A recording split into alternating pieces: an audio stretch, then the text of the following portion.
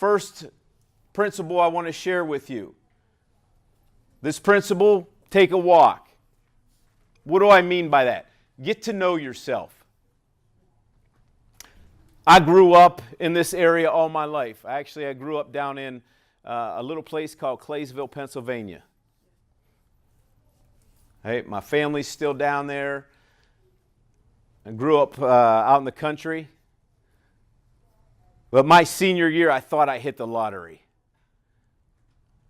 because there were still steel mills around. And my dad worked in the steel mill. And as long as I stayed in college, I got to work at the steel mill. Now, that might not sound like a great job, but when you're baling hay in 95-degree weather with 100% humidity, the steel mill looks like a walk in the park. All right?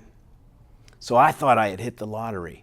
First day I walk in, they said, Eric, here's your job. Here's what you're supposed to do. I looked up around me. There's all these cranes swinging above me, and they put me right next to hot molten steel.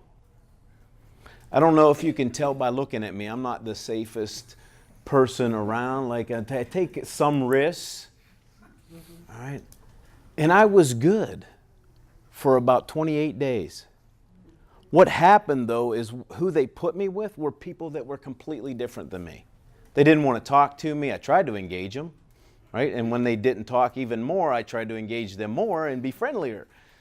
And they're like, kid, find something to do, which I did. I'm very proactive. The things that I was doing was making them look bad, so I wasn't winning any friends. So I wasn't feeling too good about myself already. And then about day 28, 29 come in, and I was trying to do things a little bit too fast. And I wasn't paying attention to those cranes. And I was walking too fast, and one of those crane hooks came by, and it grazed me. Now, they're really big. And it grazed me on the side of the face. I lost a bunch of teeth, ended up eating through a straw for 3 months. All right? If it would have hit me head on, it would have killed me instantly. Why do I tell you that? Because for the next 30 days after that, I was treated like a fool and I felt like a fool. Until I got into the most labor-intense position in that mill, and all of a sudden I bloomed into a genius. Because I didn't have to look over my head. I could do things a little bit outside the box. I had some rails, but they weren't like the ones from before. I went in 30 days from feeling and being treated like a fool to feeling and being treated like a genius.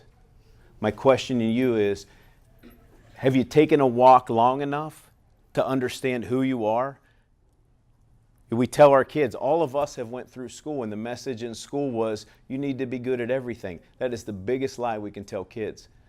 Because every top professional that we work with, it doesn't matter where they're at.